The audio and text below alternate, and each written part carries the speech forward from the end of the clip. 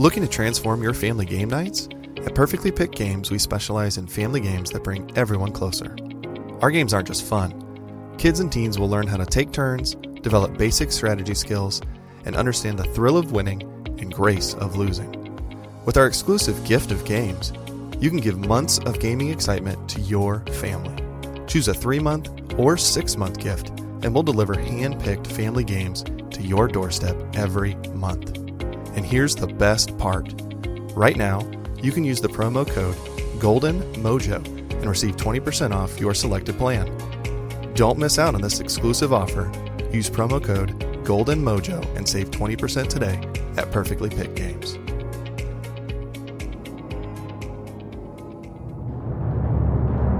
Welcome to the United States of Paranormal Podcast. Sit down and buckle up for an enlightening ride through everything cryptid, creepy, and paranormal.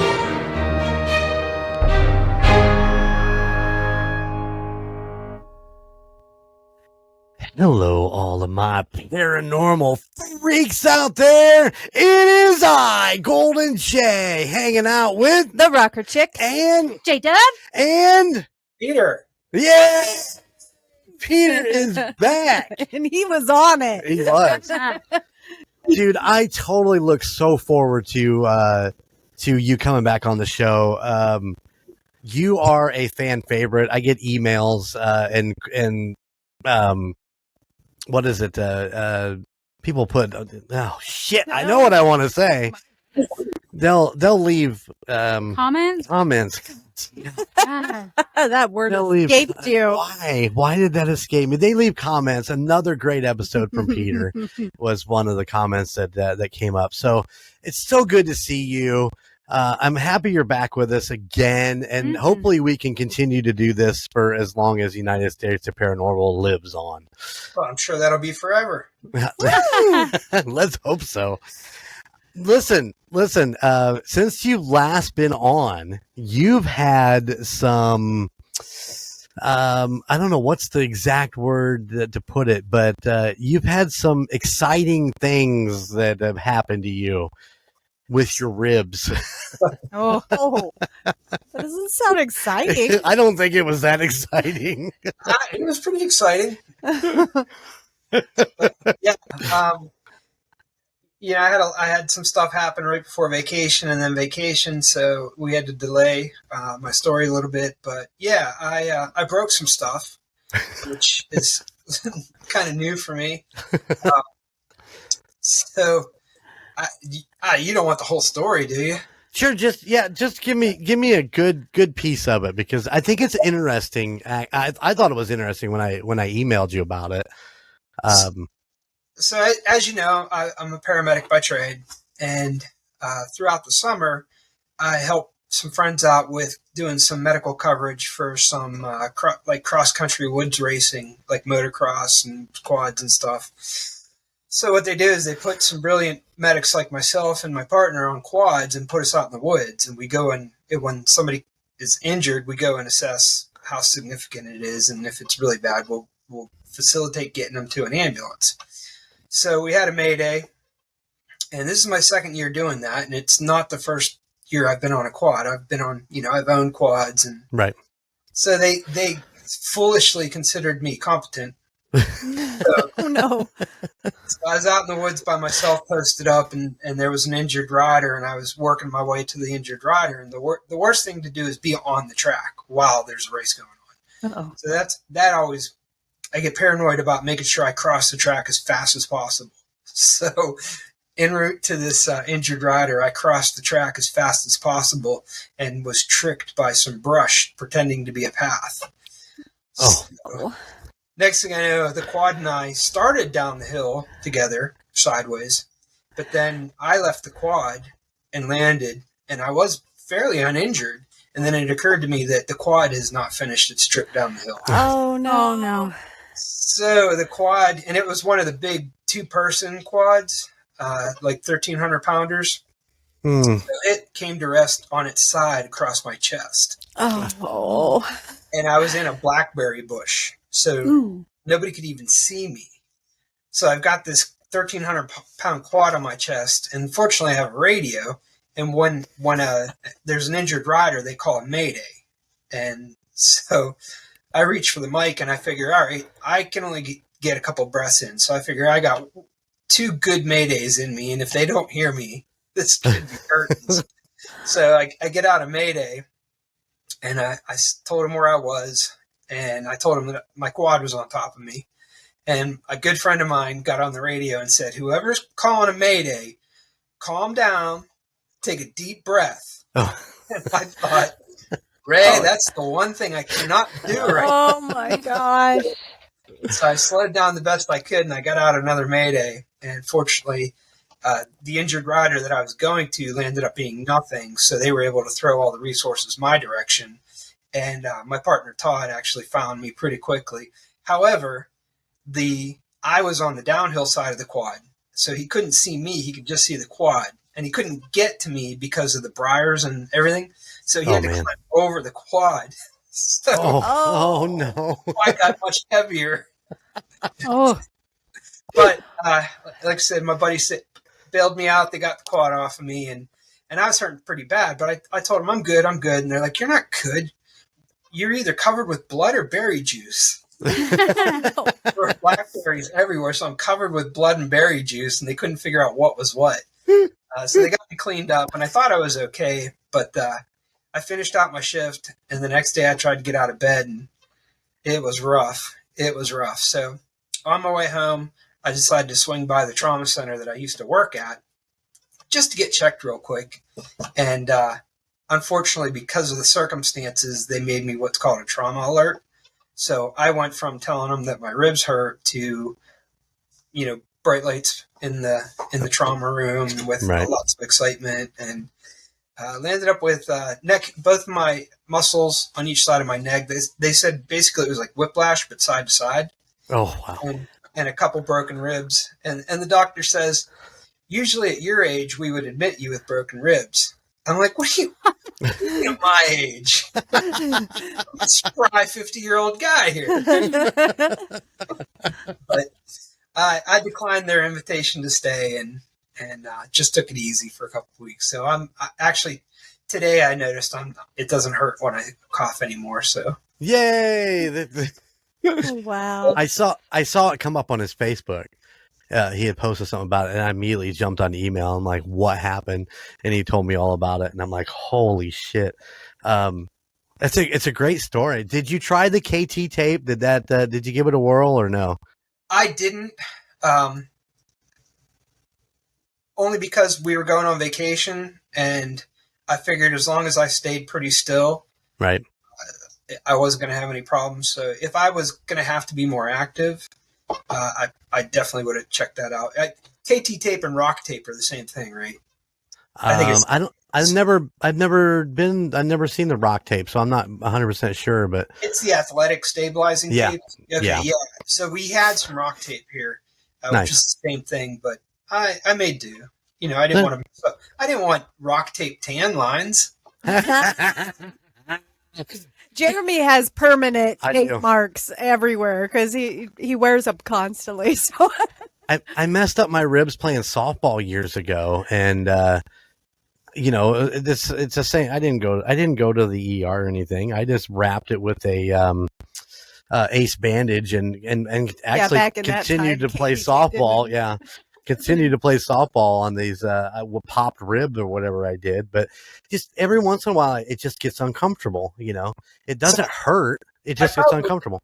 I probably would have muscled through the rib pain, but my concern was I have some hardware in the neck, right? So I just wanted to make sure that I didn't pop any hardware loose. That was my biggest motivation. That and being able to vindicate myself that yes, I had broken ribs, and I think you got to put that on the status, man. Be like, yeah, I broke some ribs. That's right, and finish my shift. That's right. Wow.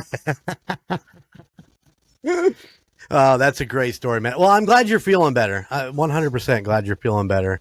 And I'm like I said, I'm glad you're here tonight. So I do have a question. So let me ask you this. Are you ready? Mm-hmm. And this probably, Peter could probably just say the what he just said, but what's a crazy fact about you that we don't know? Oh God. Oh. Oh, everybody's thinking it through. A crazy thing. What's a crazy fact? Oh my gosh. I was born without, like, I have a birth defect where I have 8 missing permanent teeth. Oh, wow. I have no molars, so I have all my wisdom teeth. My, what are these? These Your canines? canines. Fangs. Fangs are not there. And I have, That's interesting. But they're there. I have veneers. Okay. They're not dentures or nothing, but they're like that. Gotcha. Okay, let me give you something. You may know this. I don't know that anybody else does, but I got slated to do a solo in elementary school choir program where I sang "Oh My Darling Clementine." Oh, yeah? And that pretty much jump-started my singing career. That's how I knew I was going to be a singer. I didn't know that. Can we hear it? Not now. I'm rusty. I'd be out of tune. But that was my first time in. So I kissed her little sister. But yeah, that was the first time I was ever up in front of a large group of people. Come on, that's a crazy fact. It's a crazy fact. Hey. Wow. That's pretty cool. I have two cadaver vertebrae. Oh. So Wow. I got some used parts. He's not all original, ladies and gentlemen. The day after surgery, my sister said, "Well, are you smarter, or you sing better? Is there anything different?" Oh, goodness. Oh, Wow, I can't beat that. that's tough. No. Crazy fact about me. God, I'm married to that. Oh, Wait. Okay. that's not crazy or factual. Wait. Oh, gosh.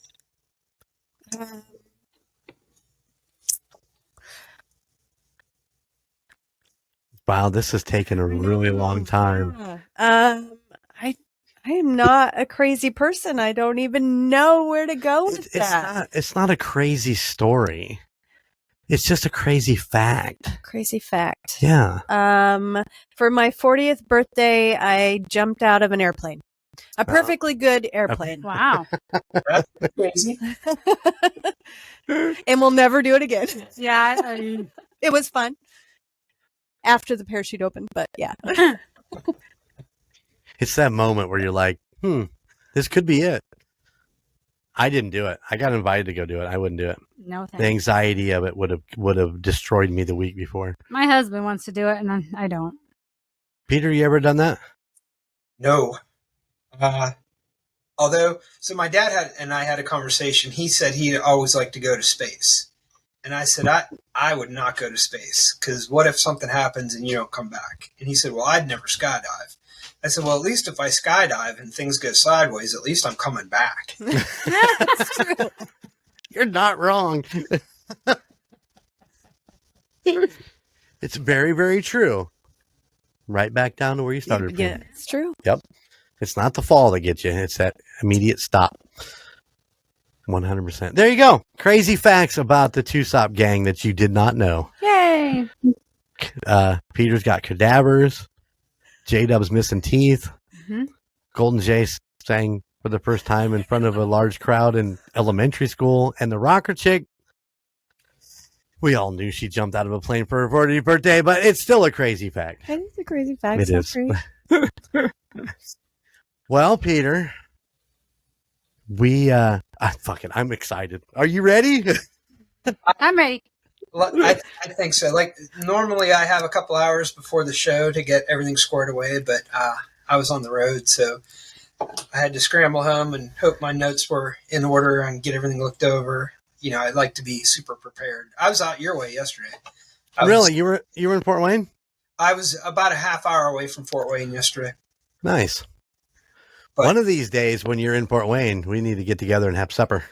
Yeah, but we literally left yesterday morning about 6 a.m., got out to the facility, and turned around and came right back to Pittsburgh. So I was only out that way for probably seriously an hour and then right back on the road. Yeah, those quick trips. Gunner would run out to somewhere in Pennsylvania, where a new factory they built, and he had a couple of quick trips. But mostly he would be there a week. But yeah, I know that's a long drive too. Good golly. Yeah, I mean it's not too bad, but it takes a little bit out of you, especially when I had to get up this morning and drive out to Harrisburg and back. And that's only a half hour closer to me than Fort Wayne. So. You are a busy man. Yeah, well, that's good though. It's good. Yeah, absolutely. But it's all right, man. Take it away. On my podcast, Amateur Career. So, yeah, you want to get into it? Absolutely. Yes. So, as you know, my last two stories were in Western Pennsylvania because I really wanted to expose some of the crazy stuff that goes on here. But I also wanted to do something a little different and something to generate a little conversation. So this story I was exposed to a couple years ago. I've seen a couple documentaries on it. I actually got a book about it, which I'm not a big reader, but when I do read, like all my books on my shelf are all paranormal stuff. It's either paranormal or like fire stuff. So we're going to leave Western Pennsylvania and we're going to go very, very far away to the Soviet Union. Oh, okay. So we're going to talk about the Dyatlov Pass. Anybody ever heard of it?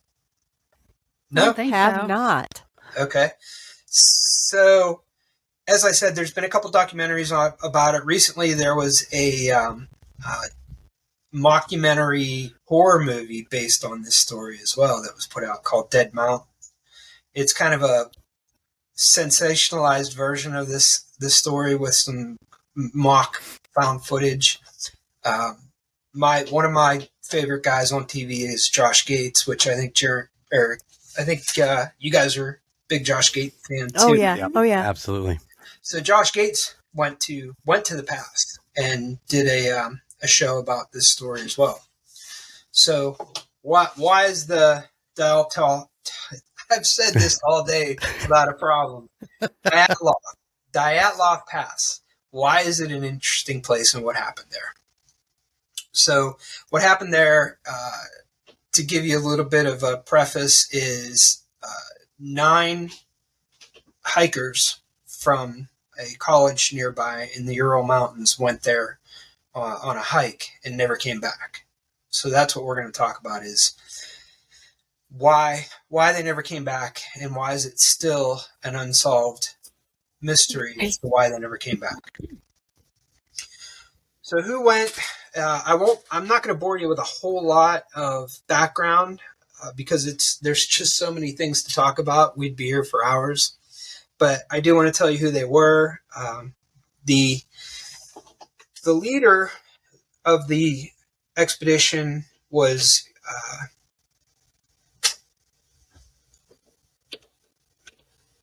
where'd I put his name? It's Dyatlov is the leader.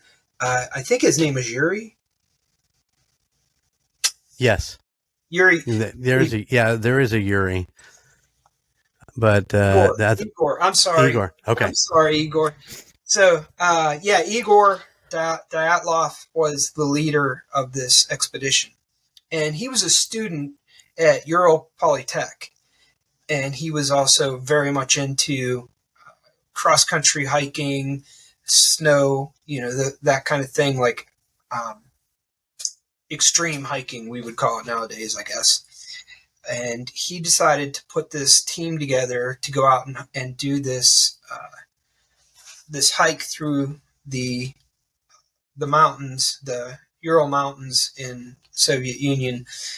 And his motivating factor was he was what was considered to be a grade 2 or level 2 hiker expert. And at that time, now there's more levels, but at that time, 3 was the highest grade that you could be. And if you were grade 3, you could be an instructor for hikers. So that was his motivation, was while he was in school and he was involved in radios and things like that at Polytech. He also wanted to get his hiking instructor certificate. So he put together a team of 10 to go out on this hike with him. And they were Yuri Doroshenko. I practiced these names. They were Yuri Doroshenko, Zina Kolmogrova, Alex Kolevatov, Zina Zolotarov. There was also Lyudmila Dubanina. There was another Yuri, which was Yuri Kovashenko. So there's 3 Yuris in the beginning of this story. There's Yuri Doroshenko that I mentioned. There's Yuri Kurvenashenko. And then there's also Yuri Yudin. Now, the last Yuri doesn't make the trip, and I'll tell you why. But he puts his team together, and they're all students at this Polytech place, except one. And then I think it's Slobodin. I believe it's Slobodin, who actually got added after the team was put together. And he wasn't a student. These guys are all early 20s, and he was 38. Prior military experience. He was already scheduled to do a grade 3 hike to get his grade 3 certification, but this hike that Igor was putting together was shorter. So he had a lot of ties with the Communist Party and had some political affiliations, and again, former military background. So apparently he called somebody who called somebody who called somebody, and he got added to this team. So, at first you would think, all right, this 38-year-old guy going on his long hike with these college students, that's going to be a little bit weird. But apparently everybody got along really well. So from all accounts, without any contradictions, these guys were all friends. Apparently even 2 of them, there's seven guys and 2 girls, excluding Yuri that didn't make the trip. And everybody got along well. Apparently 2 of them even dated at one time, and then just decided they weren't going to date, but they're still going to be friends. So, there's no indication that there was any kind of friction in this group. It is a little suspicious of the guy getting added at the last minute as to was there any hidden agenda there. Right. But again, when we talk about all the theories about what happened, that'll come up. All right, so they get all their stuff together, and they decide that they're going to head out. So where they're at, the Dyatlov Pass is in central Russia in the northern tip of the Sverdlovsk region. I probably slayed that. But again, we're looking at the Ural Mountains, and they've got this plotted out trip that they're gonna do, and their plan is to reach the summit. And there's a very, very hard to pronounce name of the summit that they're shooting for, but the local natives, their word for it, which is impossible to pronounce, translates loosely into English as the place that you shouldn't go. This is the name of this mountaintop. So that's their destination, is the place you shouldn't go. It's not where they end up. Where they end up is another mountaintop. They land up veering off course, but they land up at a much nicer place called the Dead Mountain. So instead of going to the place that they shouldn't go, they land up going to the Dead Mountain. And the reason it's called Dead Mountain is not because of this story, but actually the native Munsee tribe that were a nomadic tribe that lived in these Ural Mountains, they called it that. Again, that's the translation in English. Not because people died there, but because there was no game. There was nothing to hunt up there. So that's why they called it the Dead Mountain. Is there was no reason for them to go there because there was no game up that high. And apparently the place you shouldn't go was the place that they worried more about being dangerous. So they get all their stuff together and they head out. January 31st, I believe, right? No, January 28th. So January 28th is when they depart, and so they list these goals for the school as to why they're in a club in the school. They're in a hiking or sportsman club and sporting club, and their focus is hiking. So they justify to the school that the reason they're going to go is they want to get to learn more about this Munsee tribe, these nomadic people that live in the mountains. So they want to learn more about them. Igor actually has studied their language and tried to figure out how to communicate with them. They want to go to gain hiking knowledge, of course, which is really their motivating factor, and they want to get that grade 3 certification. To get that grade 3 is you've got to do a 300-kilometer hike. Wow. Okay. So, yeah, this is pretty not a hike that any of us would think about doing, right? No. A hike to me is around the lake at the local park. Mm-hmm. Not 300 kilometers in sub-zero weather with blizzard conditions, which is what they encounter. So January 28th, there were some days before this that they had to get to where they're going to actually start hiking.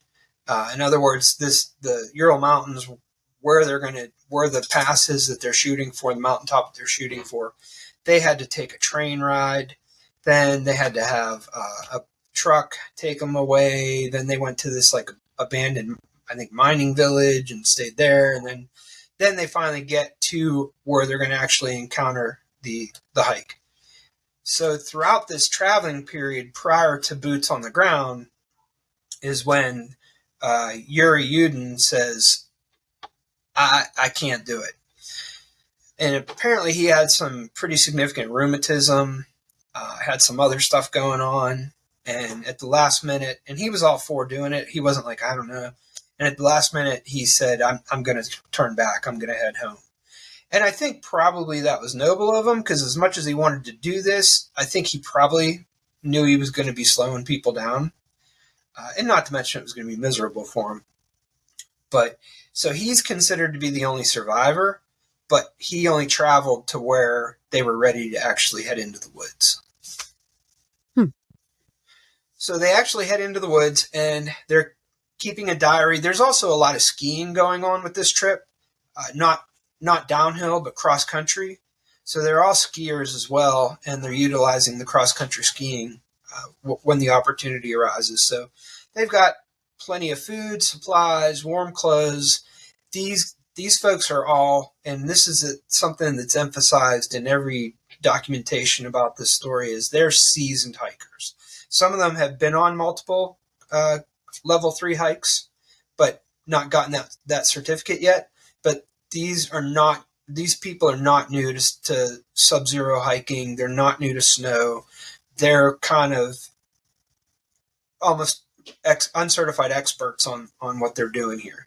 In fact, Igor actually invented a travel stove for campers that is a wood-burning collapsible type stove that he can take, and it provides superior heat in the tent at night. They can boil water on it. They can cook with it. So he was a smart guy. He actually also created a radio that was a portable radio that was intended for use for hikers. So this really was their passion and something that they were quite versed in. So they decide to keep a diary, and everybody's got to put entries in the diary. It's not just one person's diary. Now, there's also conjecture that there were personal diaries that were kept, but this is what we know existed, was this diary with these entries in it. And that's how we know what happened. Well, that's not how we know what happened, but that's how we know the timeline when things went wrong. So picture it, the Ural Mountains, you're headed into a couple foot of snow with everything that you could possibly need on your back, and you and your best buds and they took a couple cameras. So we have photos. Jeremy, right before the episode started, I shot you an email with a couple pictures, just so that you guys can see what I'm talking about. And I'll tell you what each one of those references. So January 28th, it's documented in now a lot of these entries aren't signed by who entered them. So we only know a couple, but a lot of them we don't know who made the entry. But on January 28th, we know that they hiked until about 5:30 p.m. and made camp. So uneventful. They were following a lot of Munsee tribe trails. So they would pick up a trail, follow that until it kind of faded off. But again, they knew how to navigate. They knew where they were going for the most part. On January 29th, not much was written. They did say that they took a Munsee deer trail, which landed up ending, and sometimes they'd have to back up because the reason the trail ended was it was not longer passable. So they would do a little bit of backtracking and then move forward. But they're making progress, at least what they think they're going to make. They figure that they'll probably be back. Igor's really hoping to be back by the 12th, by February 12th.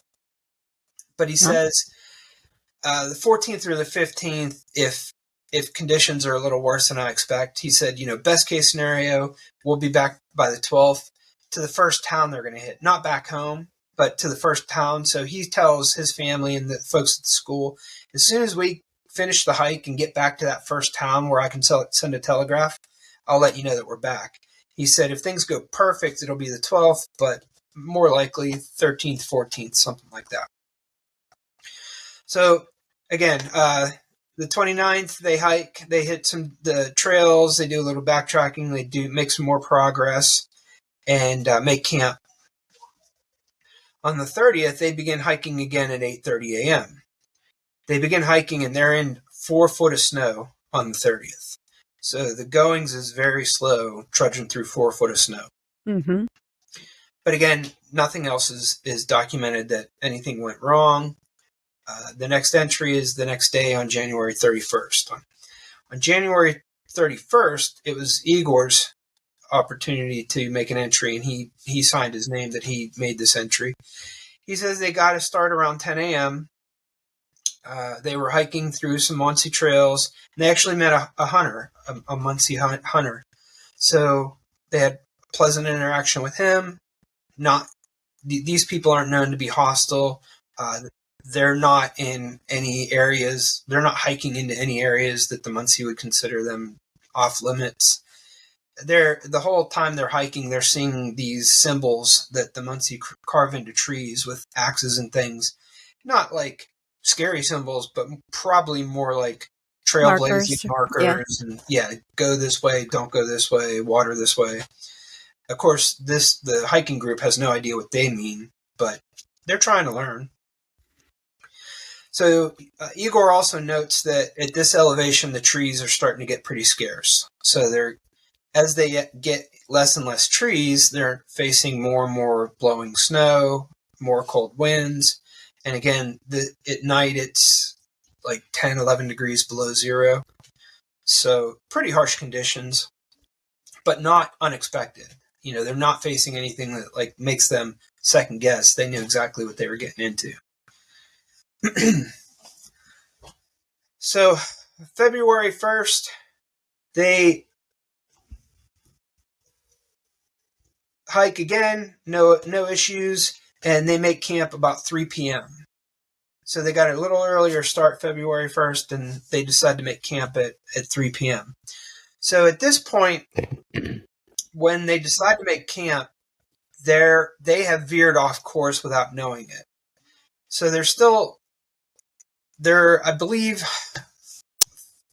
5 miles off course, enough to where they transitioned a valley without realizing it, and this is where they land up on the dead mountain as opposed to the place you shouldn't go. So, and that'll be relevant because it will explain why the search party was delayed a little bit, because the hiking party wasn't exactly where they were supposed to be. They weren't terribly far off, but so they make camp at 3 o'clock. That's the last entry in the journal. So February 1st comes and goes, but of course it's not like anybody's calling anybody on a cell phone. As far as anybody knows, they're up in the wilderness doing their thing. So again, they're due back on the 12th, best case scenario, but most people are expecting 14th or 15th, maybe even a little bit later than that.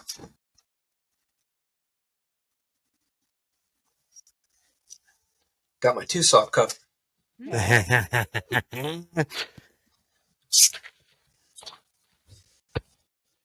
So by the 20th, people are starting to get worried. Wow. So, the 20th. Woo. Right. But again, it's not like there's an easy way for anybody to check in. So they're trying to give them the benefit of the doubt. I mean, this was a pretty amazing hike that they were going on. So by the 20th, people are like, okay, even if they had problems, even if they got a little lost, we should have heard something by now. So on the 21st, the families are like, look, something's not right. We got to go look for them. And the school agrees. So the school puts together a search party with some other students from the sporting club, people that knew, again, were capable to go and look for these people. It wasn't like, everybody's grandma out there walking in forth. No. With their walker. So they start tracing the trail to where these hikers are supposed to be. Now, that's on the 21st. On the 26th, I could not find anywhere where it said who, but somebody drops a note to Nikita Khrushchev, which that name should sound familiar. He was the not the prime minister of Soviet Union, premier. He was the premier of the Soviet Union. So he gets word, hey, these 9 college kids are lost up on the Ural Mountains, and nobody's heard from them. They're probably going to need a search party. I also read a couple places that not close, but miles from this area was a military base that wasn't supposed to be there. Like, it was there, but it wasn't supposed to be there. So there's a little bit of talk that was another reason why the military actually got involved in the search at this point. And that was, it sounds kind of strange nowadays, like, why would military engage in a search and rescue? But again, back then there was only so many resources, and there's 9 college kids missing, but it's also suspected that they also wanted to make sure that they weren't moving towards a military base that they shouldn't be. Mm-hmm. Right. So on the 27th, he gets notified on the 26th. On the 27th, he launches a search and rescue effort with military and government assets. So now they've got stuff. They got trucks and they got helicopters. And so what took the students 4 days or so to get to, military's there that same day. Right. However, so that's on the 27th. The 27th, they pull the trigger on launching the search and rescue, government supported. On the 28th, they get on site and they start looking, and they find out that the students have already found the tent on the 26th. So it took them that long because they had to start fanning out their search because they didn't find them where they were supposed to be. So they were tracking. It wasn't like they were just wandering around a mountainside. They're tracking footprints. They're tracking signs that they had camped places. But they were able to locate the tent. Inside the tent, they do find some snow on top of the tent. But the tent poles are still there. They're still erect. So it's not like the tent is destroyed. Inside the tent, they actually find food on a plate. They find snow boots. They find backpacks. They find extra blankets. All their stuff is there, but there's no sign of the hikers. The other thing that they find is that somebody had cut the side of the tent with a knife. And what they didn't immediately know, but we found out later, which is important, is they were able to figure out that tent was cut with a knife from the inside. So it wasn't somebody cutting to get to the students. It was the students cutting the side of the tent to get out, which to me sounded odd kind of at first. Like how long does it take to unzip a zipper? You know, if you're trying to get out of your tent, you wouldn't want to destroy it. But it made more sense when I found out that, again, I'm thinking in today's kind of camping gear. This tent had buttons. It was a cold weather tent that had been kind of spruced up for severe cold weather camping. Didn't have a zipper. It had a series of many buttons to close the front to keep all the wind out. So now, okay, if you wanted to get out quickly, you can always sew up a slice in your tent, but you're not going to unbutton buttons quickly. That made a little more sense. Hey. He's itchy. What are you doing? You got to be quiet. So they find a slice in the tent. They find the tent still standing, and they find a bunch of footprints all around the camp. But many of them are barefoot. Some of them look like they're socks, but they don't see a lot of boot prints. According to a couple different sources, they were able to account that there was 8 or 9 different kinds of footprints. So basically saying that they could account for 8 or 9 people being around the tent, which certainly makes sense. There's 9 hikers. But then they don't see like any other signs of bodies, anything like that. At this point, it's getting late. So the searchers decide to make camp and get at it again first thing in the daylight. Because it certainly doesn't look like anybody's waiting to be rescued at this point. So that's on the 26th, right? The 27th was the next day. That's when the military guys arrive and they start fanning out from the tent area trying to locate the hikers.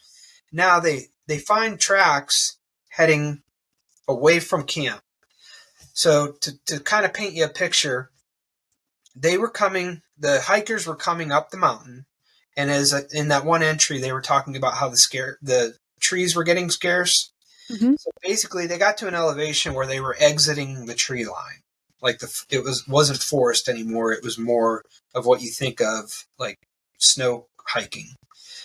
So they made as much progress as they could. Again, the snow was getting deeper, and they only made it about a mile, where they decided that they were pretty wiped out and they were going to make camp. So now they had to make a decision. So now they're kind of on the face of heading up to the mountaintop, but they're a mile away from the wood line. So do you hike backwards a mile to make camp where you have some protection with the trees, or do you not give up the ground that you made and just camp out in the open? So there's a couple theories as to why they chose to camp in the open. There's 3 theories. One is Igor's not the kind of guy to give up ground. He doesn't want to backtrack. They made a mile in deep snow. Let's, make camp and hit it again in the morning. So that's one theory. And from all accounts, that would be his mindset. He was the kind of guy like, let's push on. Another theory is he said, hey, rather than go back to the tree line, let's practice our open area camp. Let's make camp safely in this open area, because they had to dig down in the snow a little bit, do things a little different. So the other theory is he wanted to practice setting up camp on a mountain face. Now, when I say mountain face, I'm not talking about like where they can't, they're walking vertically. They're at a place where there's only about a 15, 16 degree angle. So it's not flat, but it's not like they're on a cliff.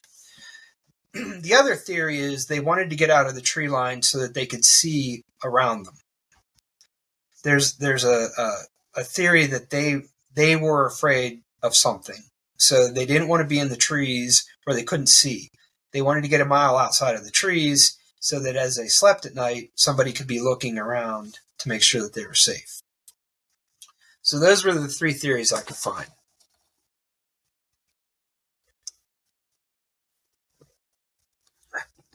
Sorry, just trying to... No, you're fine. Keep the cords wet. So the military and the students are working, from what I could gather, in concert. It doesn't sound like they're like, all right, you guys are out of here, we'll take it from here. It sounds like they were all kind of looking. And so they find some tracks leading downhill away from the camp and all the way to the wood line. But it's not like people running. It's multiple people, because they can identify different kinds of prints, walking in single file line or 2 by 2. I saw some places where it said single file, some said 2 by 2. But it's not like frantic running. It's like they're purposefully steady walking back to the wood line. Now all their clothes and the boots and everything are still in the tent. So we see barefoot tracks and we see stocking foot tracks, and they're walking a mile to the wood line. So right off the bat, nothing makes sense. Nothing at all makes sense. Because if something happened and they had to, frantically exit the tent, you would think they would just run for cover. Mm-hmm. But instead, it looks like they kind of meandered about outside the tent and then walked steadily back to the wood line. So they get back to the wood line, and they don't see anybody. They're looking around, and they finally see what appears to be a campfire, like an old campfire. So at the base of this big cedar tree, they find a campfire. And as they search around this campfire, they find Durashenko. He's dead, and they also find Karivnashenko dead. So they find these two bodies in close proximity to each other. Again, they're a mile away from camp, and they're at the base of this cedar tree. So this is where it just starts getting weird and just continues to get weirder. So these guys are in their underwear. They're dead, apparently of hypothermia, but they're a wreck. They're an absolute wreck. Like, their hands look like what I would envision to be like hamburger. And what it appears is that they tried to climb this cedar tree. So that's what the fire was made out of, was branches from the cedar tree. So there's broken branches, which, okay, I get it. You're trying to make a fire. There's some of the smaller branches that are cut with what appears to be a knife, but neither one of them has a knife. But there are broken branches up as high as 16 feet in the cedar tree. And their hands are just all ripped up. They actually find their skin in the bark of the cedar tree, like they were trying to frantically get up this tree. Now, one of the things that I saw documented, and I only found this one place, but it was very intriguing, is one of the military guys said that some of the branches that were broken up higher, there's no way they had the body weight to break them. He's saying, even if they jumped up and down on them, they wouldn't have had the body weight to break those trees. And they weren't cut, they were snapped. So that was like a really small detail that I only found in one of the documentaries that I thought was very intriguing. Because that tells me something heavier than them was also trying to get up the tree. At least that's where my mind goes. Is, okay, you're trying to get up the tree so frantic to get away from something, maybe? Now, some people say they tried to climb the tree to get a view of where camp was, because, again, they're a mile away. And so some people said, well, no, they were trying to climb the tree so that they could get a vision of where camp was, because maybe it was dark when they left the tent. By what they could gather, by what was going on in the tent, it was actually probably around dinner time that they bailed out of the tent, because they were cooking dinner. So, again, the broken branches, 16 foot high, I thought was very interesting. But they find these guys dead at the base of the tree. One of them has burns on his foot, which would be from the campfire. So unknown if he fell out of the tree and burned his foot, or if he burned his foot and then was trying to get up the tree. We don't know, but we know he had burns on his foot. And these guys just had cuts and scrapes everywhere. Their knuckles were bruised up. Like I said, their hands were just totally ripped up, missing skin, and they just had bumps and bruises all over them. And they're in their underwear. Now, the other thing that initially sounded very odd to me is, so when you die, you guys know what like pooling is, or where all the blood goes to the bottom of the body. Oh, yeah. Right. Yeah. So if you die on your feet, all the blood's going to pull down to your feet. If you die on your back. So what they noticed was these guys, where the pooling wasn't on the bottom.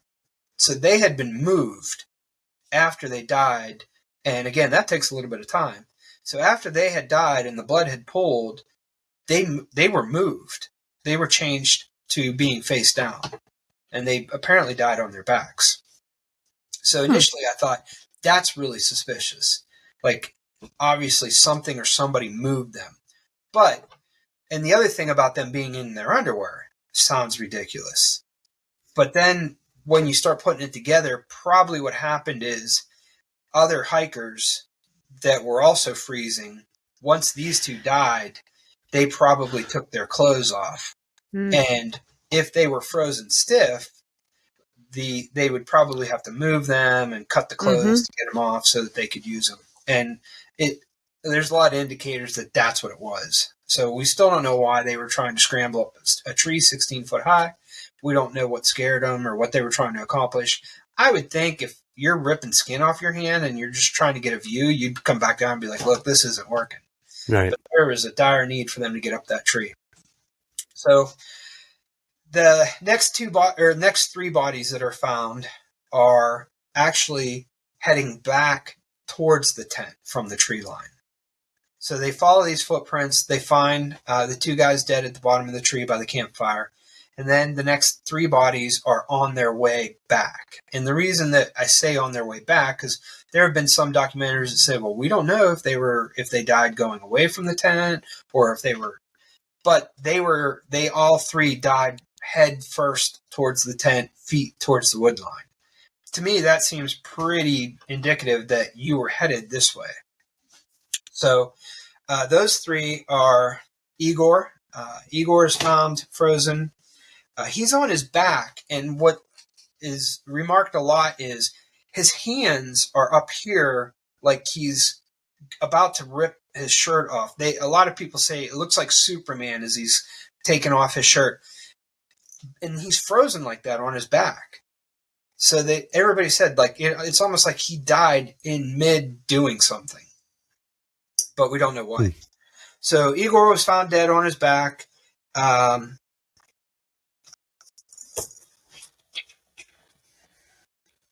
Kolmogrova is found near him.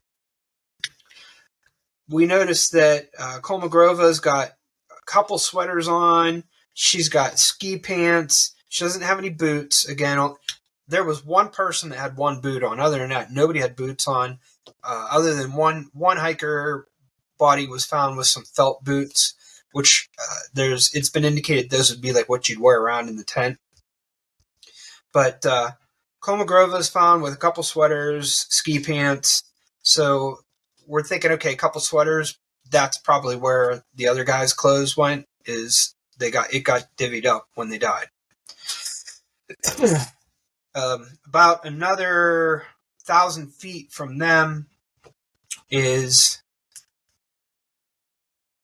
Slobodin. Yeah. So Slobodin is found about 1,000 meters past them, 1,000 feet past them, and also has sweaters on, multiple sweaters, but no coat, pants on, and socks. So they're all frozen in a linear path, like they were going to try to work their way back to the tent. That's all it's found for a little while. So that was March 5th. So they started finding bodies on February 27th. They started finding bodies. They found the last of the initial bodies on March 5th, and then they can't find anybody else. So now they get some of the Muncie tribe offers to help go up and look. So they're still looking. They haven't given up on the search, and they've gotten some extra help. And they continue to searching. And on May 5th, they actually find Dubinina at the bottom of a ravine. So this ravine is past the cedar tree. So everything's kind of linear. So, if you get out of the tent, we found the 3 individuals that looked like they were working their way back to the tent. A mile away from the tent in a linear path is the cedar tree where the 2 hikers were found dead at the base of the tree. And if you continue a linear path past that, not a mile, it's much closer, but it drops into a ravine. And that's where they find the remaining hikers. They find Dubinina on her knees, kind of in a praying position over a rock. And we can talk more about their injuries, but basically everybody looks like they were in a car crash. Everybody's got bumps and bruises everywhere. A lot of them, the majority of the hikers, have a lot of injuries to their knuckles, which the medical examiner said really looked like they had been in a fist fight.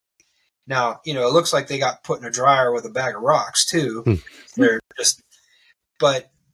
noticed that most of them had what looked like they had been punching something.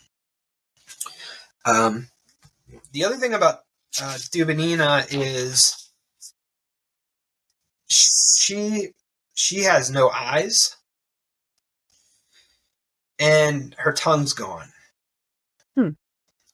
So she's been out there for a while. We're into May now. So initially, my thought is, okay, scavengers. So that would stand up to most scrutinism, that scavengers went after the easy targets on her. Now, again, there's not a lot of life up here. It's not like this place is teeming with life. This is the place that the Muncies say there is no game. I mean, I'm sure there's probably birds, though, maybe some vultures or something. Again, I don't know, but I'm sure that would be easy pickings if you were going to try to scavenge off a body. The only thing that kind of throws a wrench into that is the medical examiner did document that he found blood in her stomach. So if there was blood in her stomach, it would suggest that her tongue came out while she was still alive. Right. We don't know that for sure. Maybe there's another way that blood got into her stomach, but that was something that was put forth, is if she had blood in her stomach, she might have had her tongue taken out when she was still alive. Well, didn't you say she was hunched over or kind of praying over top of a rock too? Yeah. Wouldn't that make it, I mean, and I'm all aboard with the scavenger thing, but wouldn't that make it more difficult for the birds to come around to take her eyes and her tongue? Or made it easier, because so far we've talked about everybody being put face down. Even if they didn't die on their face down, they were placed by probably the other hikers. So if you're face down in the snow, a bird's not going to be able to get to your eyes. But if you're hunched over a rock, I'm sure it would take a little bit of positioning, but to me that she was fair game because her face was exposed. Okay, makes sense. All right, so next is Zolotarov is found. He's found with massive chest trauma. However, it's not like his chest is cut open or anything like that. His skin is intact, other than bumps and bruises and scrapes and things like that. So his skin is fairly intact, the medical examiner noted, but he had just horrendous chest trauma. It said it was equivalent to him being hit by a car or being subjected to a explosive shockwave. So he had tremendous chest trauma. And he's not found very far from Dubinina. They're all in this little valley. So Dubinin is found.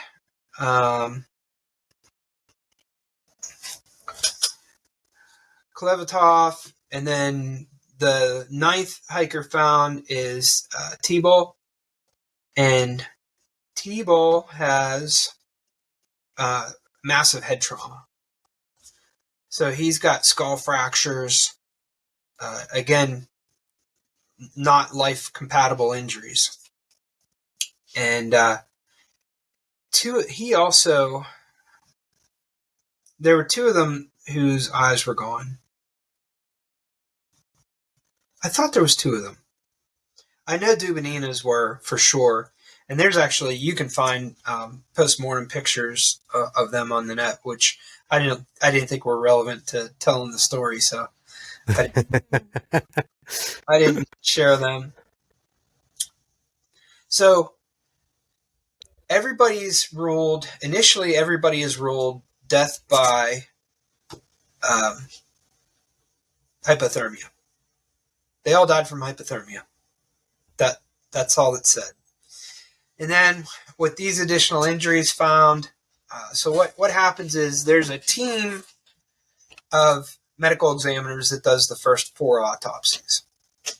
And this team, one person, well, it's theorized that A, it was a team because it was so unusual, or B, they got the first 4 hikers at the same time. So they brought in a team because it was 4 autopsies that needed done. So the initial 4 autopsies are done by a team of medical examiners, and they're all ruled hypothermia. Nothing to see here. Everybody died from hypothermia. After that, the team is disbanded, and when the additional 5 bodies come in, there's one single medical examiner that does the autopsies. So, the autopsies reported. I'm just going to give you the cause of death without trying to butcher everybody's name again.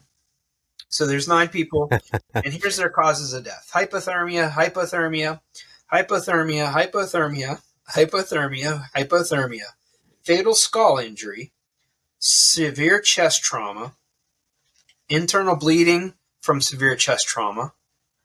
That was Dubinina that had that, because we talked about how destroyed her chest was as well. And that was it. Those are all the causes of death. So you have 1, 2, 3 people that died from traumatic injuries, and that was 3 out of the 4 that were down in the valley, but everybody else just died from hypothermia.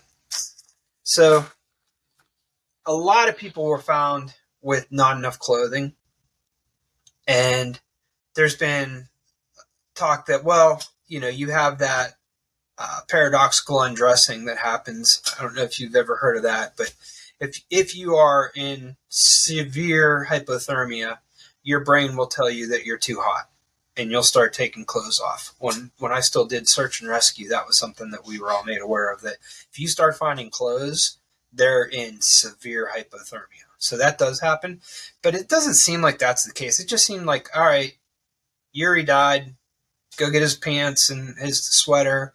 It just seemed like they were, in fact, some of the people had clothes on that didn't fit well, that had been cut with a knife. So that tells me that they were trying to get it off of a frozen body. So I think everybody, as people were dying, they were trying to survive. So the question is, why didn't you go back to the tent and get the tent still standing? It's full of boots and blankets and sweaters. Why didn't anybody just go back to the tent and get all that stuff, or just go back to the tent? But there's no indication that anybody other than the 3 that were found move in that direction. Nobody else, it appeared, tried to get in the tent. What it does appear is the 4 that were found in the valley past the cedar tree, they did build a bivouac where they went past the guys in the tree, and they went deeper into the woods until they started to find that ravine. And near that ravine, they dug a bivouac, and there was cut cedar limbs in there to try to, so they dug a shelter into the snowbank, and they put like cedar leaves or cedar branches in there to try to insulate from the floor. There was some extra clothing, which apparently came from other bodies that they had put in there to try to, again, keep off the snow. So they found that shelter where they had apparently tried to survive. All right, so they had put branches into this shelter. They had put some extra clothes in there to insulate them, but that's not where they were found. They were found 4 meters down and 6 meters away was where all the bodies were found. So they didn't die in that shelter. They died closer to the water. In fact, Dubinina was actually partially in the water. So there have been some explanations to say, oh, well, their shelter collapsed and that's why they died. But they found where the shelter was, and that's not where the bodies were. Another thing that was documented in the medical examiner is when one of the medical examiners was on site where they were finding the bodies, he had a Geiger counter. Not something that you would normally bring on a search and rescue mission, right? And oddly enough, he found radioactivity on 2 of the bodies. So a lot of people said, if that's not something you would normally bring and you bring it and you find radioactivity, you knew you were at risk of finding radioactivity. Mm-hmm. So some people really grab onto this, that I think it was Dubinina's sweater had radioactivity on it, and another one of the hikers had radioactivity on his pants. And a lot of people grab onto that there was a radioactive attack, or this was. But if you really drill down into all the information on this case, one of the hikers worked with radioactive material. Oh. So that's actually easily explainable, that he just wasn't very diligent about not bringing home radioactivity. Homer Simpson. Yeah, right. So some sources have said, oh, it was substantial, but other sources say it was trace. So again, that's too much of a coincidence. So if 1 or 2 of these hikers were all brilliant students. You have people inventing stuff and working with physics and plutonium. These are all brilliant students. So somebody had radioactivity on them, but they're involved in plutonium laboratory or something like that. That certainly is easily explained, in my opinion. Mm-hmm. Could they get times of death on them? Were the last 4 found, the last ones that died? The only thing they're going on is what time the last entry was, what the contents of the tent are indicating the time of day. Again, they were making dinner, and then trying to calculate how long could you survive out in the. So they didn't get actual times of death, because a frozen body is going to stay in that same state until it defrosts. Gotcha. So yeah, they had, from what I understand, they couldn't really establish an exact time of death. Zolotov was the other one missing his eyes. So apparently his face was accessible. All right, so that brings us to trying to figure out what happened. We've got 9 dead hikers. Again, 2 died at the base of the tree by the fire. 3 died apparently trying to make their way back to the tent. And 4 died in a ravine in a stream bed below where they had tried to build a shelter. So the only crazy things that we have so far is they all look like they were in traumatic car crashes. They've all got bumps and bruises and scrapes everywhere with no explanation for it. It's not like there's rocks around. It's not like, there's no explanation for these soft tissue injuries. There's no explanation for the massive trauma that the 4 down in the creek bed had. People have postulated that they fell, but it was only, it wasn't a very far fall, even if they fell out of their shelter. So that doesn't really stand up. We've got radioactivity. Again, I think that's easily explained. Some think that that's a little bit more of a clue. So now we've got to figure out, why is she missing her tongue? Why are the eyes gone? And again, I think that's probably predator or scavengers. I don't think that's really contributes to what happened here. So now the Soviet Union, everybody starts guessing about what happened. The Soviet Union says, look, everybody died from hypothermia. There was a couple traumatic injuries. So nothing major here, but the public doesn't buy it. There's a lot of talk in the public about what really happened, what could have happened.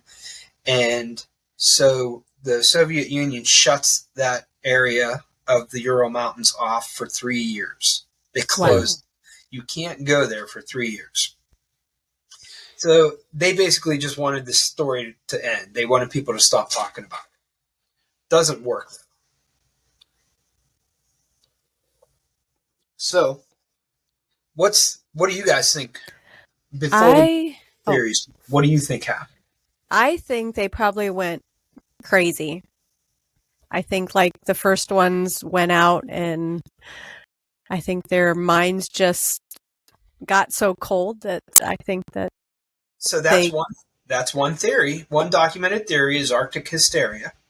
Yeah, now, I couldn't think of what it was called, but yeah, I just I could picture that, and the ones that lasted longer were physically hurting themselves, not intentionally, but just from their brains not working right. But so and I'm just playing devil's advocate in what I've been able to find, and it's a trick question because I've read everything, but to dispute that, one of the girls had a personal diary, and her last entry is like something to the effect of, I can never imagine being this comfortable in the mountains in the winter. So Igor Stove must have been doing a pretty good job. Everybody was eating they still had tons of food. They still had lots of wood they didn't have this. Now that you mention it, they did not have the stove fired up that night. It looks like they were going to, but the stove was still collapsed. And there have been, I saw a lot of places where it postulated that the stove malfunctioned and there was carbon monoxide or something like that. But it's well documented that the stove hadn't been set up yet. So they were probably pretty cold. But they had tons of blankets and they had tons of food. Basically, the going hadn't gotten tough yet in their eyes.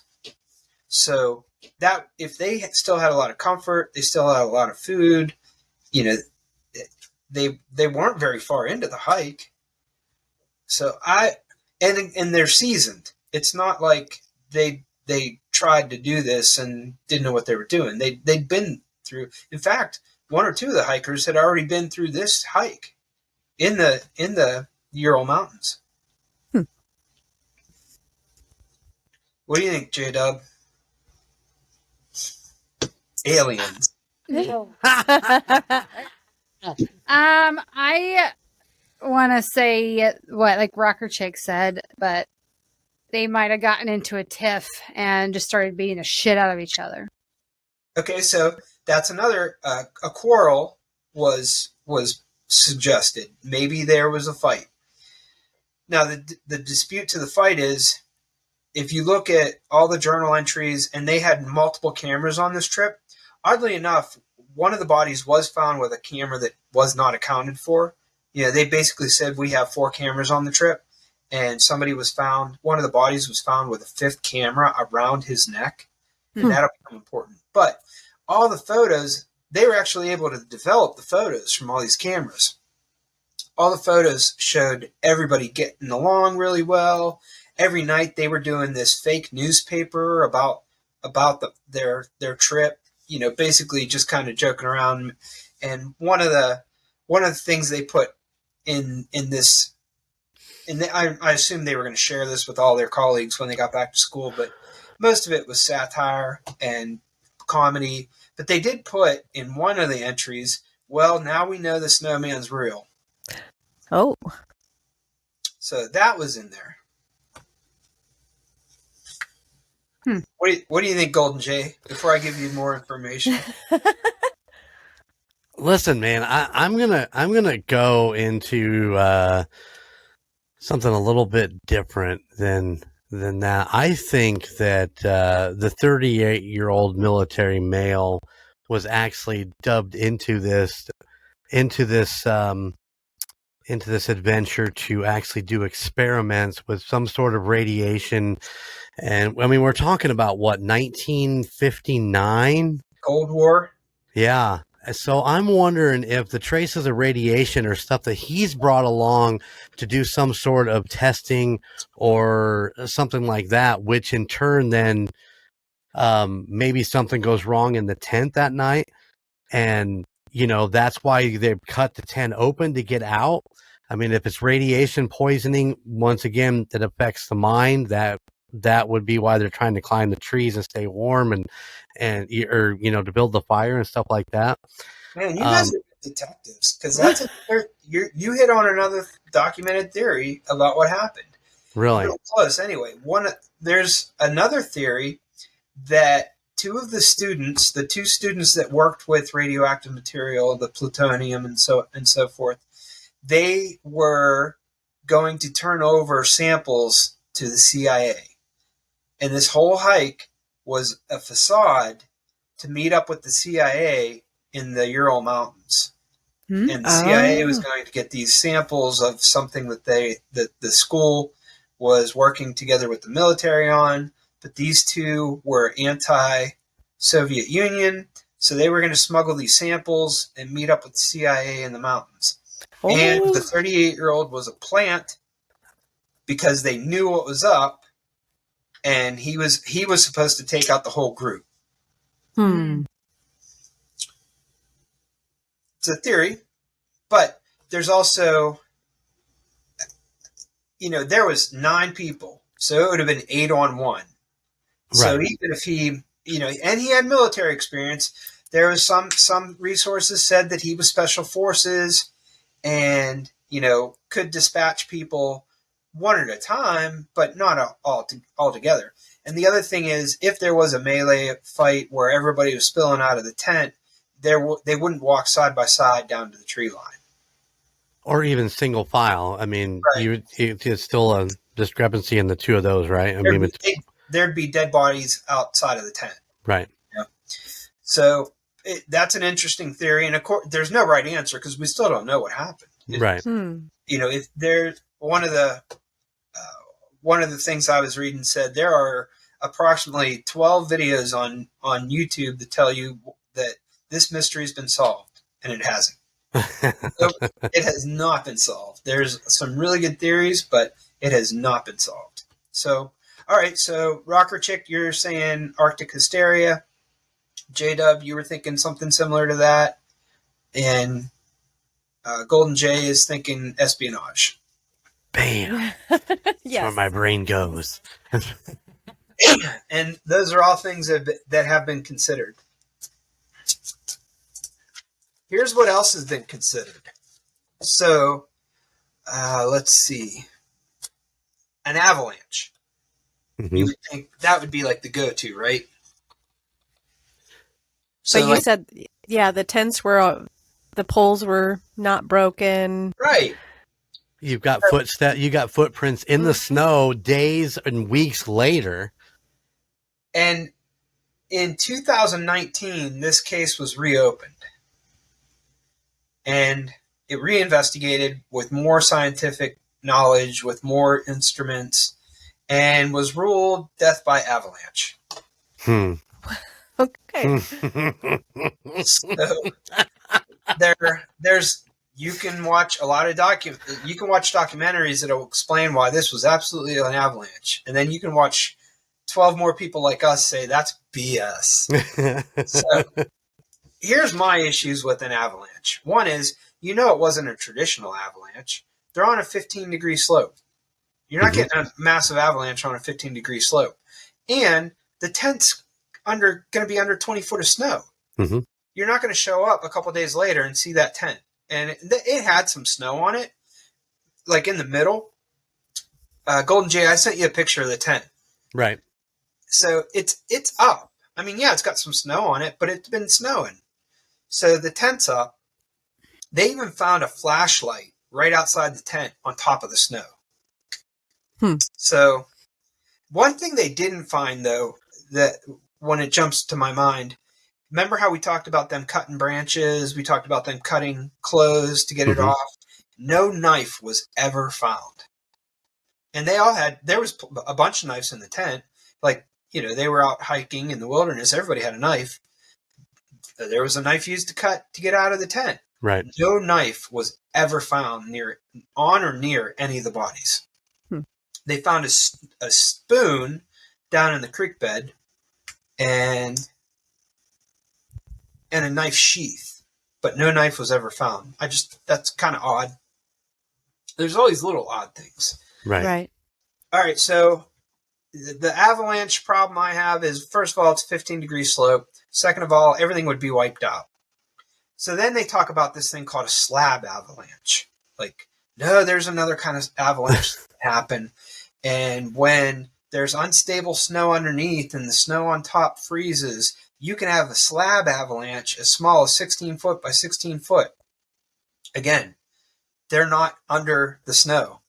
They're a mile away at the base of a tree. They're a mile and a half away in a ravine. They're not under snow, nor are they dead in the tent. So I don't know if I'm oversimplifying it, but there's so much work put into these avalanche theories. And to me, it just seems like it's not plausible. Right. So I don't know about you guys, but I'm throwing avalanche out. I call bullshit. There's no avalanche. So then, of course, the government says, well, maybe it was a Muncie tribal attack. You know, then people started saying, you know, everybody's an expert. People started saying, oh, they were in sacred grounds, and the Muncie tribe took offense and attacked them and killed them. And the Muncie tribe was like, that's not sacred hunting ground. There's nothing there. Right. We don't care that they're there. Not only did they not care that they were there, but people hiked it in the Ural Mountains and never had a confrontational encounter with the Muncie. In fact, as I mentioned, after they found the first couple hikers and needed to be more, the Muncie helped. The Muncie brought, you know, they helped find. So why would the Muncie were basically like, this is ridiculous. We had nothing to do with it. So I don't think there's any merit to that. So then they said it was katabatic winds. So that's something I had never heard before. And this sounds thin, but apparently when there's a low pressure area that gets like sandwiched between high pressure areas, and you have downward winds on a mountain face, gravity can then accelerate the wind, and you can basically have this miniature hurricane that hits your tent. And that's what happened is these katabatic winds basically hit their tent and made them think that they were in a hurricane. And so they evacuated the tent and ran for cover. Why wouldn't they go back? If that was the case, if they were like, oh my God, it's a hurricane, you know, the tent's going to blow away. And apparently this is a very rare occurrence, but it's scientifically proven. Apparently, I haven't investigated katabatic winds, but guess what he's doing next week. So they run for cover. First of all, if you run from cover for winds and you get 100 yards away and the winds stop, aren't you going to stop running? But no, they ran a mile, and they didn't even run a mile. They basically marched a mile. So that doesn't hold any water, in my opinion. So then somebody said, well, it was ball lightning. Ball lightning hit the tree and electrocuted the two that were found by the tree. And then ball lightning caused an explosion in the snow shelter. I mean, you guys are into like UFO sightings as much as anybody else, right? And are you not tired of hearing ball lightning? Exciting. I think ball lightning is when they're like, try ball lightning. See if they buy that. See if you can get that one to fit. Swamp gas. And there are some other theories that I'm not even bringing up because they're just silly. But there's another one that said that they were affected by infrasound. And Golden Jay, you're into the Bigfoot. So have you ever heard of the infrasound theory about Bigfoot? How they can create this sound that's not audible, but it's distressing to humans? I have not. Oh, okay. That's something that you'll see occasionally come up in Bigfoot stories. But infrasound is also weaponized by the military. There are infrasound weapons that they can aim at your enemy and cause them to have serious GI distress, cause them nausea, dizziness. I know you can find videos of infrasound being used, but they're saying that infrasound can be created naturally with the surface of the snow and the wind and how it starts to turn back and echo. They're saying the infrasound can be created naturally and will cause you to be distressed. Okay, but you can have 5 people get hit with an infrasound weapon and 3 of them react and one is fine. Not everybody reacts to infrasound the same way. So for infrasound to be created and cause 9 people to lose their mind and run into the woods, it seems statistically impossible. And characteristically, infrasound doesn't cause you to cut the tent open and run into the woods and freeze. It causes you dread, or it causes you, almost like EMF, or you start to feel paranoid or worried, or you feel dread, but you're not going to cut your tent open and run to your death. Right. So interesting, but not very plausible. Again, a lot of stories say, the stove malfunctioned, the tent filled up with smoke, the tent filled up with carbon monoxide, everybody ran out of the tent. But it's clearly documented that the stove was not set up yet. It was still stowed in its case. So that one has nothing. And you said that was a wood stove, correct? Yeah, there's a couple things on YouTube we'll talk about it being a gas stove, but it was not. It was a wood burning stove. So the theory as to why it wasn't set up at dinner time, because there was meat out and stuff in the tent. And one of the theories is that they didn't set the wood burner up because the wood line was a mile away. Right on. So, well, I'm just thinking if even if let's say in their quick exit of the tent, somebody, it's a collapsible piece. If somebody happened to bump it and it, happened to just collapse back into its packable state or whatever. I mean, I don't know what this stove looks like. I'm just thinking that if you run out and you bump it and it just falls over and, both the sides collapse in and whatever. But if it's a wood burning stove, then there has to be wood in it for it to be burning, which means there's going to be remnants of the wood or ash or something in it when they seen it. No matter what it burned, if that were the case, there'd be burn marks on the tent. It's a canvas. True. Yep. True. It's documented that there was no burn marks anywhere on the tent. The only damage to the tent was the slice to get out. And a couple other cuts where the knife didn't go all the way through. It looks like they took them a couple stabs to get through the canvas. Right on. That was it. There was no burn marks or anything. So then there's an interesting theory about military testing. And as I said, it's suggested that there was a military base somewhere in the vicinity. Right. And during that period, I thought this was far-fetched, but apparently now I found out that this is actually true, that the Soviet Union was testing parachute mines in 1959. So they basically had the equivalent of a sea mine, that the boats would run into.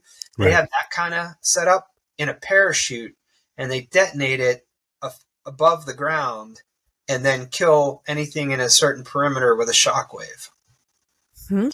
So the theory is these guys weren't where they were supposed to be. They were on the wrong mountain peak.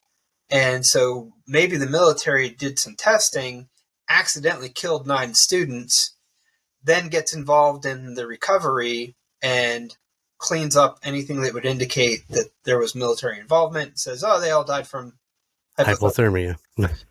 So that's an interesting theory. I think that's very interesting. The only thing about it is, okay, if explosions started to go off and they run from the tent and they run for cover again, we have that odd systematic trip to the wood line as opposed to running, as opposed to everybody just running for cover. So I think that's kind of odd. And then they're saying like maybe they tried to build the shelter until the explosions stopped.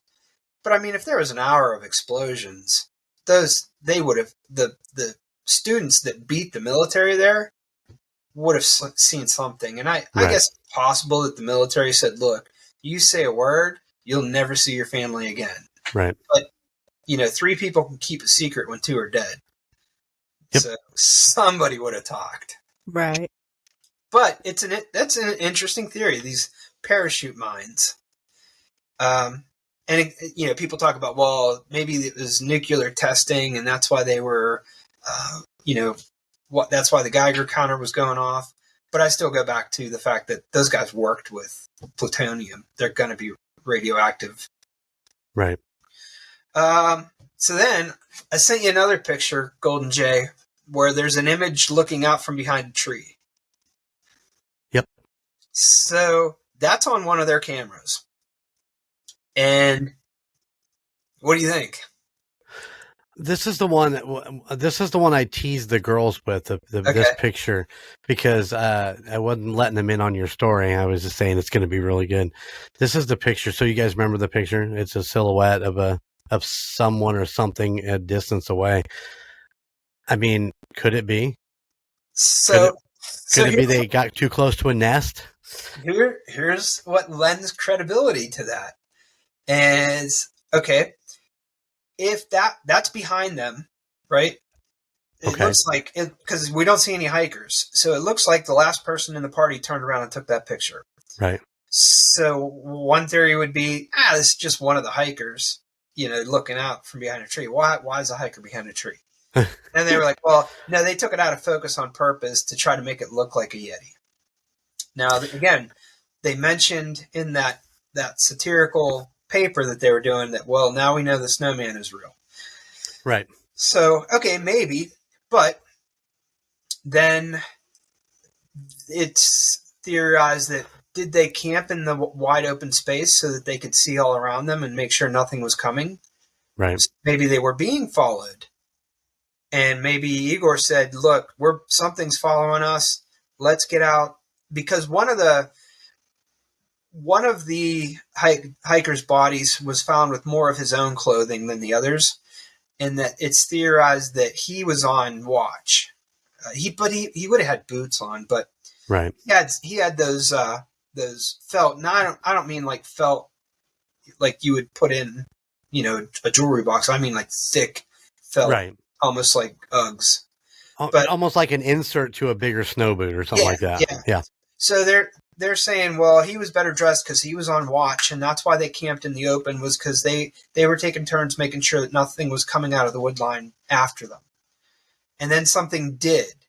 And that's why the 2 were trying to climb into the tree, was because something came in after them. Something was, trying to get them in their tent. So they cut the side of the tent and they ran for the woods. 2 of them tried to climb to get away from this thing because it was closest to them. And as they got higher in the tree, it tried to climb, but it was too heavy and it started breaking branches. But throughout all of this, they ended up falling, and that's where they died. Mm-hmm. Interesting. And there is mention in the Munsee tribe of, I forget what they called it, Mank. I think they call it, their word for it is Mank, but they talk about a Yeti-like creature in their culture, in those Ural Mountains. And there have been reported sightings before of something out there. So I certainly don't want to turn this into a Bigfoot story, but it's an interesting, especially brains like ours kind of go that way. So it's interesting. Now, they have had some quote unquote expert cryptozoologists look at that picture, and they've said those are human proportions.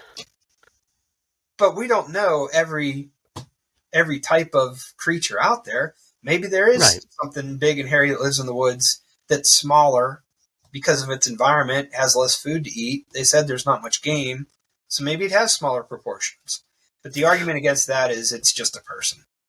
Well, but I mean, you're still looking at a couple feet above the snow line, and you already said that they were, 4 foot deep into that snow? At one point, it changes. Yeah. Where they camped was not that deep. Okay. Where they camped, I think, was like maybe 20 inches, if I recall correctly. I'm not sure if that's right, but it was substantially less where they were at in the open. Right. I mean, it could, it could be. So everybody's going to theorize, but I don't think we'll ever know the answer. No. Well, I got one more to throw at you. Okay. One other piece of evidence that we haven't talked about yet. 2 pieces of evidence. So that last picture I sent you, that's very obscure looking. The one that looks like it's of the sky? Yeah. It is up in the sky. Or at least theorized to be up in the sky. It's a very bright light up in the sky. It's the last picture on the camera. Really? Yep. So the last picture on the camera would appear to be bright lights in the sky. Now I mentioned the cold, where they had tried to have that campfire at the base of the cedar. It was also noted that some of the treetops were burned. Oh. Now, when this was first reported, the Soviet government said, take that out of the report. Take out anything mentioning lights, anything mentioning those burn marks, take it out. But later it was reported that they did document that they found some burned treetops. They found that picture of some type of light. It appears to be lights in the sky. Now, there's one argument that says, no, that picture was taken after they were trying to recover the film. That's just inside the laboratory, but that doesn't really make any sense. So that is reported to be the last picture ever taken on the phone. The burned treetops, and there was another hiking team a mile or so away, a couple miles away, that reported seeing lights in the sky that night. And the Munti tribe reports seeing lights and crafts in the sky and have drawn what appears to be a flying saucer type vehicle. Gross. They don't know what it is, but they drew it and said, this is what we see at night. And we see lights and we see orbs. And that other hiking team said, yeah. We were up on another mountain that night and we saw lights over that way in the sky.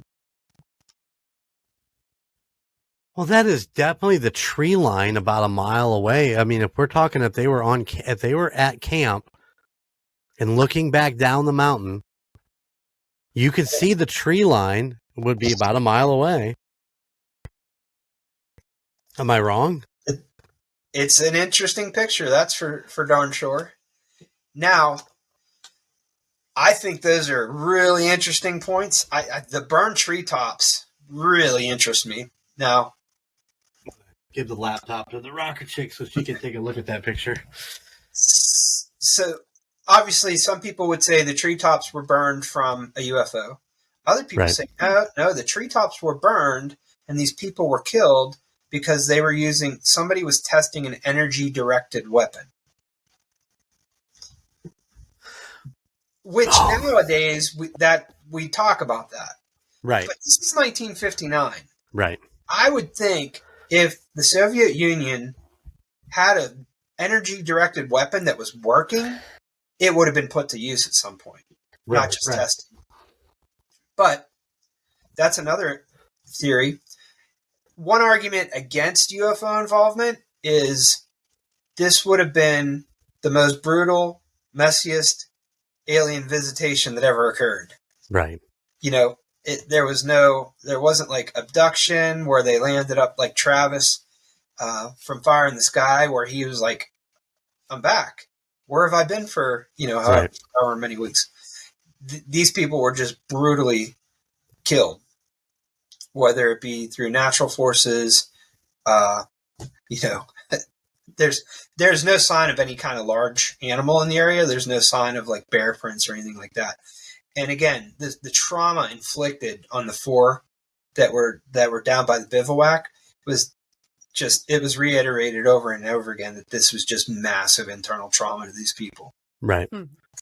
Yeah, and it was all internal. Like you said, there was nothing really on the outside besides the bumps and bruises of. And why did the majority of them have all those hand injuries, like that they had been punching something? Right. Where did the weapons go? Obviously they had knives. They were doing stuff with it. Now, again, things could get lost, but they did use metal detectors out there. The search party did use metal detectors, but they weren't successful in finding any bodies with them because none of the bodies had any metal on them. But they also didn't find anything but that spoon. Right. So crazy. So the answer is yeah. Bigfoot, alien,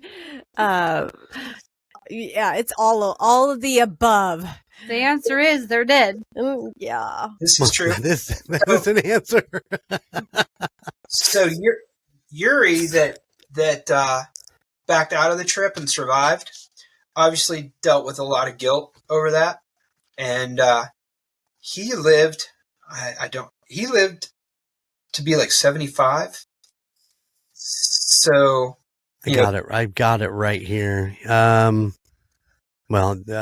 76, and he passed away April 27th, 2013. So he was alive until 2013. So he says that it was government. It was a government cover-up. He insists that there was something. Had something to do with some espionage or military testing, and it was a government action that was covered up. Which, I mean, I would never want to say despairing things about the Soviet Union, but to think that they would cover up something that the military did certainly isn't very far-fetched, is it? Right. No. But they also would have done a better job. The searchers that were up there that beat them there would have all probably disappeared as well. There would have been no bodies. There would have been no autopsies. Everybody would have just disappeared. And the story would have probably been 9 hikers go in the mountains and disappear. A search party goes out and also disappears. They're all dead in the snow somewhere. So, like I said, Yuri felt strongly that it was a cover-up. I think if it was a cover-up, it would have been a better cover-up. But he felt very guilty about the fact that, he wasn't there and that he survived, which is unfortunate. He would go on the anniversary of their death. He would go to visit them in the cemetery. And when he passed away in 2013, he was actually buried with them. Nice. Yeah, that's a tough piece of guilt to live with for that long. Yeah, but it's also not like it's not like they died in an avalanche and he lived. Like right. Yeah, I could see. I'm sure he felt guilty, but there's that survivor's guilt. Where 4 people die in a car crash and 1 lives, and it's like, why did I live? And his situation, and I'm not discrediting the fact that the poor guy dealt with a lot of guilt, but his situation's a little bit different in the fact that he traveled to where the expedition was going to begin and just medically, because of pain couldn't go. So, but I'm sure that was rough for him to deal with. And probably the roughest part of that would be never knowing what happened. Right. I read one theory. This, and again, I a lot of these I just tossed out because they were silly, but I read one theory that you'll get a chuckle out of. The theory is that someone in the future, when we finally achieve time travel, somebody was so interested in not the fact that this was never solved, that we never figured out what happened to them, that they went back in time to the Ural Mountain to see what actually happened on that fateful evening. But when he appeared in their tent, scared the shit out of them, and they all ran out into the woods and died. So the cause, oh my goodness, cause of the incident was the person that went back to see what the cause of the incident was. That's a serious butterfly effect right there. Right? I'm with that one. That one was. I think that's the winner. I think it is. I love that one. That's It's been solved. We solved it right here on the United States of Paranormal. Well, all right, we'll have to write a book now. Okay, we're on it. We're Time on it. travel killed the hikers. Peter, an amazing story, dude. That was absolutely amazing. That brings you a lot of twists and turns and holy cow. That's a paranormal smorgasbord. Yeah. Yeah, because you could either have aliens, you could have a Yeti, you can have A conspiracy theory. yeah. Yeah. Oh man. Yeah, that's pretty great. I loved it. Oh. I'm not going hiking in the wintertime in the mountains. In Just Russia. I was not anywhere. Now I'm not gonna. Oh, where's that? The Airbnb I was gonna pick up. Holy shit, we're not gonna go there. I'm never gonna get my grade 3 hiker.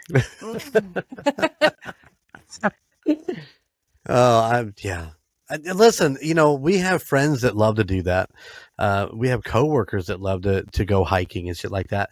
Nobody I know is the extremist like that, but still some of the hiking into bear country and stuff like that is, that's extreme.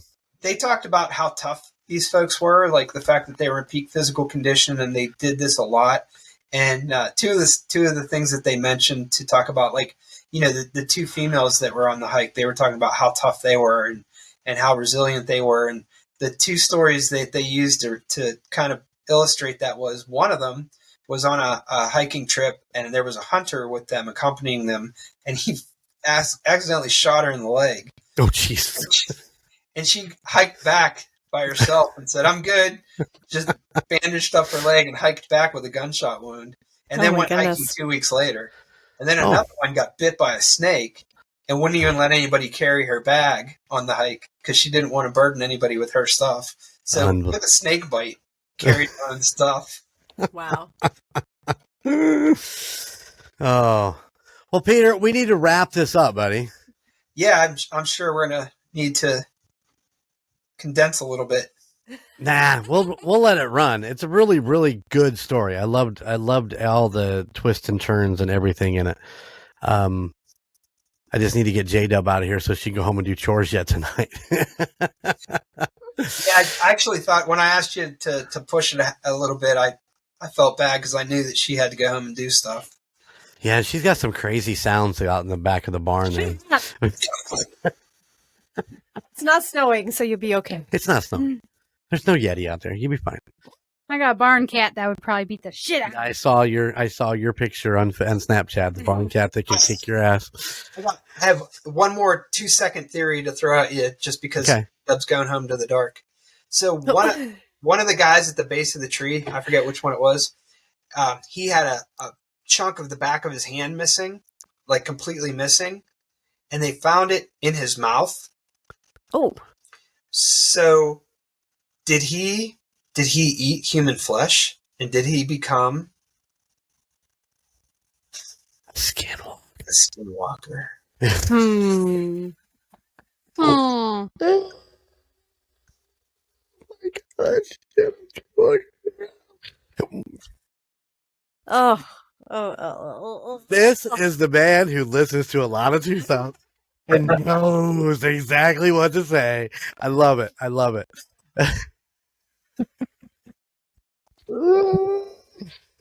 Oh. No comment? Is this? You think maybe he was so scared that he was trying to cover his mouth with the back of his hand, and he actually bit it off? That was one of the theories. Is he did one of two things: either he was trying to hold on to the tree because he was so scared to come down, and he was losing feeling in his hand, or he was trying. He was falling asleep, so he bit his hand to wake himself up, and the other is he was trying to stifle a scream. Not Skinwalker. Wendigo. That's the one you. Oh. But I think That's it. I'm out. swallow. I think since he didn't swallow it, that wouldn't count as eating it. Yeah. like- It was just in his mouth. It didn't swallow. He didn't inhale. So many conspiracy theories. All right, Peter, we got to run. All right. Thank you. Thank you very much. Thank you. Thanks for having me back on. It's always a blast. Oh, we're going to do this again and again and again and again. So prep your next story, buddy. I'll start working on it tomorrow. All right. Sounds great. All right, everybody. We are going to get out of here. Thank you for hanging out with us tonight or today or whenever you're listening to this podcast.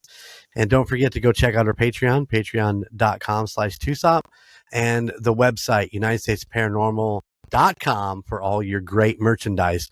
Peter is part of the Patreon. Peter is a avid buyer on the I got great pictures of him in his celestial stag pint glass, which With is pretty Bigfoot. amazing.